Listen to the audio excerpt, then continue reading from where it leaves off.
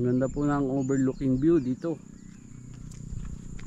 Kita ang Laguna Lake.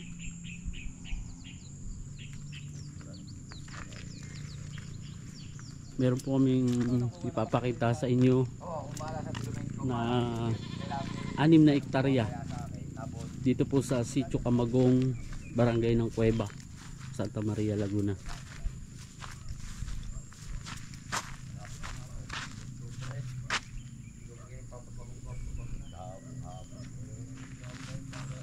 Yan po ang palabas ng National Highway. Tara!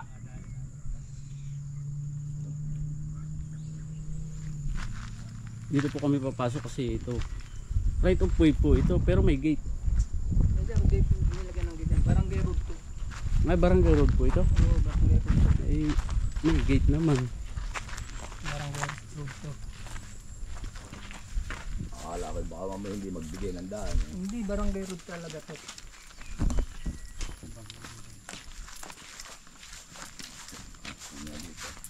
May tao eh.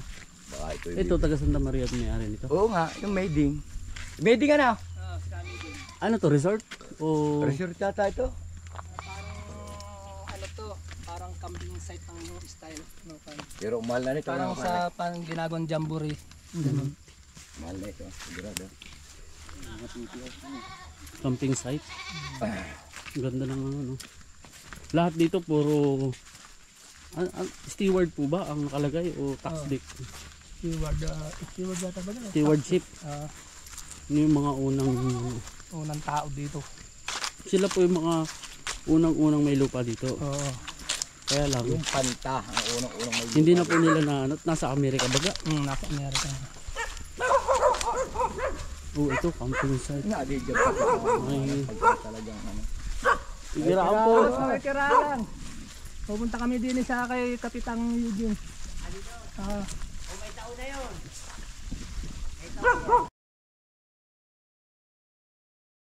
Hindi na kami dadaan sa shortcut. Pare Andre, kumusta ka? Ganda nito ba? Sa ano?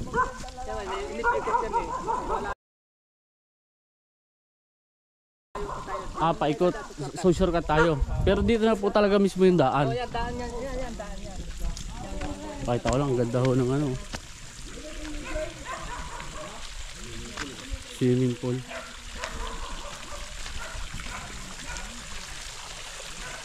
Natural yung tubig.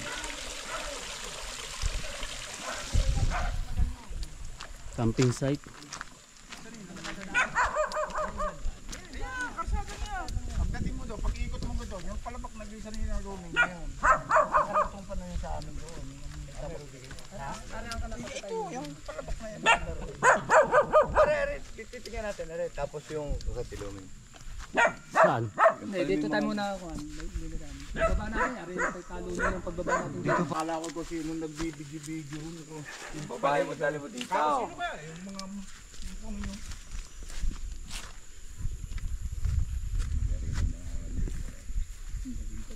Ang bilis malubot nitong ano. Camping site po ito. Oo, camping site to. Pero barangay road po yun. Oh, barangay road. Na doon na talaga ho dadaan yung makakabili ho nito. Daan yan, paikot doon. Paikot ho ng ganun. Oo, paikot yan doon. Overlooking view.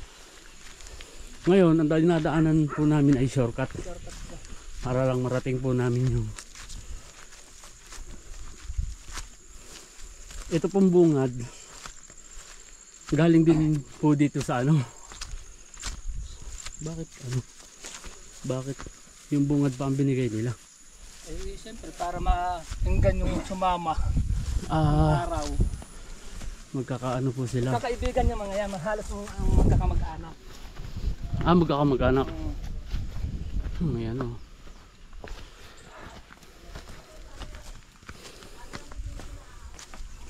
Nilulubat na itong GoPro.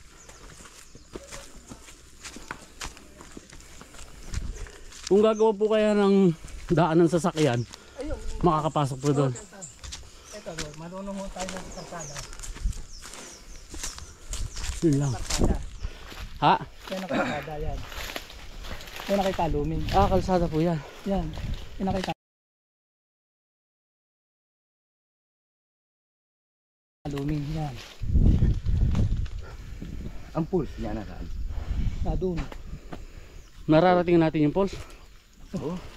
Hindi. Ayun ang mahalaga eh. Punta natin yung pulse.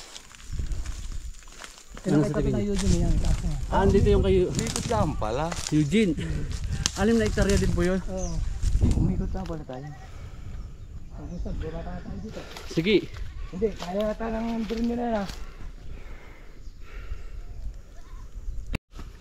Ito pong dinalakada namin, hindi pa po ito yung binibenta. Kalapit po ito ng campsite. Pare, ano nga pala ito? Overlooking view. Oo, may tubig. May pulse. Aba. May tubig, may waterfalls. At may overlooking view. Ito yung may overlooking view. Pero sa tingin ko patag yun. Patag niya. Yung doon. Ganito rin yan. Ganito din.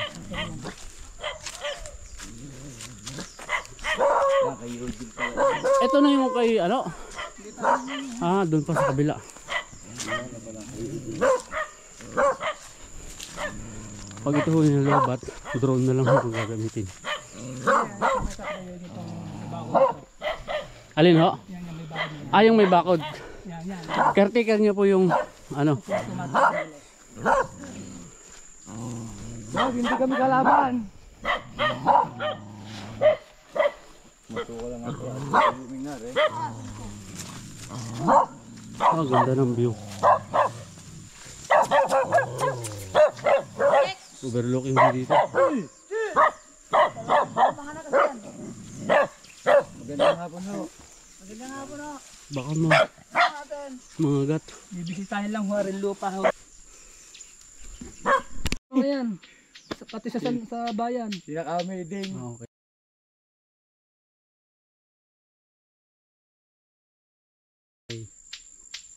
Ang ganda ng overlooking view.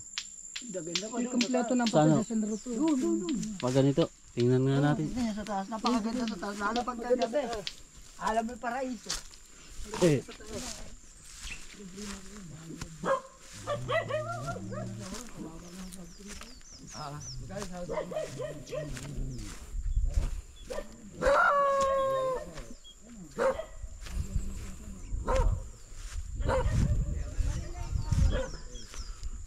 may bakod na po.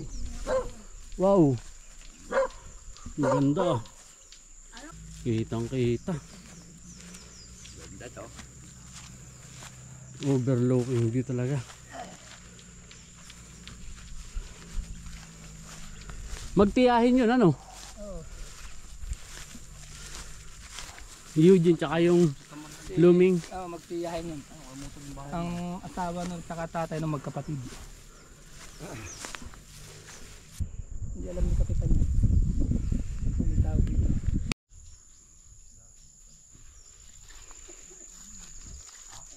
Bababain po namin yung kalsada. Ito po ay nasa tabi nga daw po ng barangay road, kaya lang wala naman pong nadaan.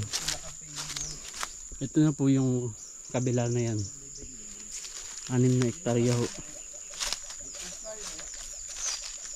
Yan, puro laan po sa kahoy at damo ngayon, pero ito po ay nasa lokasyon na kung saan meron pong malamig na klima. Dito po malapit sa KM90 restaurant, doon po bago sumapit ho ng Arco. Ito na ho yung sinasabi na barangay road na dinadaanan. Ito ho yung property. Yan, hindi naman ho masyadong bundok na katulad ho nito, tagilid. Yan yung katabi. Yan po yung sa pamangkin. Ito nasa ibang bansa na ho ang may-ari. Ay pinabebenta ho ito. At kung tutusin ho, kaya pong makapasok yung sasakyan kung gagawin po ito. Yan po madamo siya ngayon. Ito na ho, yung kanan ano? Daan daw pa rito dati yung truck. Daan ng truck. Magiging namin. Yan, kapatagan ho. Tapos, meron daw po ditong waterfalls at may tubig dyan. Eh, hindi lamang po namin matukuyan kung saan yun. Kasi po, madamo naman. Dapat po dito palilinisan. Pero, meron po nakikita ditong tubig. Oh. Ay, bukal. May ano. Pare, patag pa. Ang haba pala ng patag nito. Kapatagan ano. Ang haba. Ay medyo hindi niya nakuha yung magandang spot ng view. Hindi, may overlooking naman doon Doon sa pinaka-top. Kasi kung 6 na hektarya, napakalaki nun.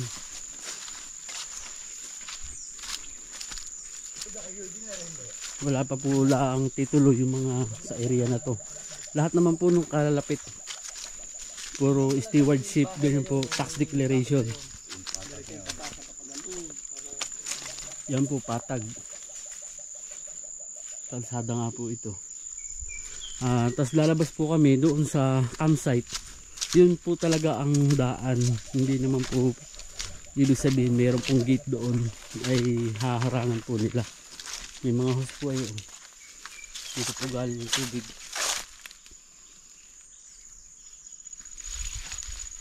Yan, ito nga ho. Malawak po siya na kapatagan. Ito ho. Ang pinakamaganda ho dito ay gawin din pong campsite o resort. Ang distansya po nito sa Manila mga 2 oras ho. Kaya na kung kunin ito sa sasakyan. Putik pa. Natagas yung mga tubig sa hose kaya ho meron tubig dito. Ito ho yung area. Meron po isang may magandang spot doon. May nakita po kung may kubo kaya lang hindi na po sakop yun. Ito lang naman po. Yan pong area na yan. Wala naman po akong ibang maipakita dito dahil panay madamo tsaka gubat. Ang pinaka maganda lang ho nito. Ito po yung sinasabi po natin na kung lugar na kung saan malamig po ang klima dito na mayroon pong minsan po dumadating sa punto na kahit tanghaling tapat ay may mga ulap o clouds sa kalsada. May part po na mababa yan, tabangin din. Tapos so ito yung mga boundaries po nito hindi pa po natin masasabi kasi ang kasama po natin ngayon yung isa po sa pinagtiwalaan din nung ating seller. Pare, pasok pala dito yung motor. Pasok ang motor. Ay, yung 4x4 Ito yung sakop to nung kay Pare. Eugene. Hindi. Yung campsite na. Sakop na to ng campsite. Yung campsite na nakakasakop nito. Kaya pa po ditong ipasok yung 4-wheel kung aayusin po ito. 4x4. Ito iba na to lahat naman po dito wala pa pong titulo Panay panto. yung mga lahat po nang nandito sa area na to. Ito po yung bakod ng yung pong na-vlog natin diyan sa 2 weeks ago. Brand niya Yun, sold out na ho. Pero hindi po tayo makakuha ng meron pong pala paikot. Ganda pala ng daan dito. Ang ganda nung mayroong salamin Open na po ito. Nag-ooperate na sila for hindi pa ngayon pa lang. Pero marami nang napunta rito mga nagbibisita pa lang. Aba, may tubig di wala agos. Ayun maganda salamin Ang gaganda ng mga hindi siya tipi house Pero salamin niya malupit yung tubig ayan. Nilagay nila lang hagdan na gano'n. Ang ganda ba? Yan po yung daan. Ito naman po nasa gilid. Ito nga talaga ang daan hindi nila barangay road talaga to.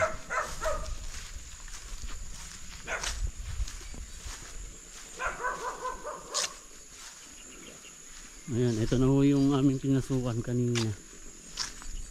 Ang tanong, ito kanila pa. Kanila pa to. Kaya lang, merong road sa gitna. Dapat talaga to, hindi harangan. Hindi, ito yung sadyang barangay road namin bago na yung kanila yan. Hindi kartada dito yan.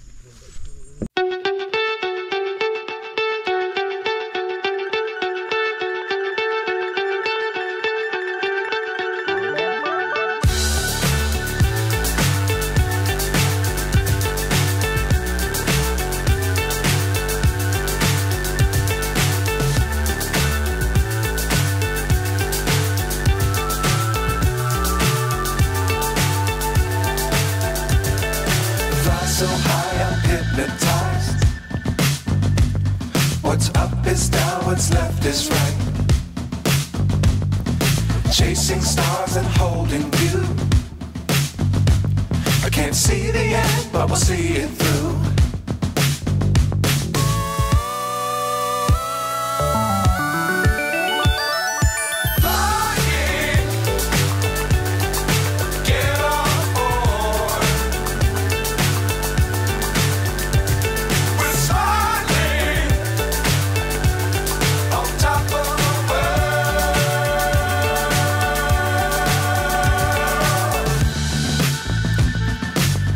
Times don't fly too high. Be sure to keep the ground in sight. Fly forever if you keep it tight. Love the world but keep the sky on your mind.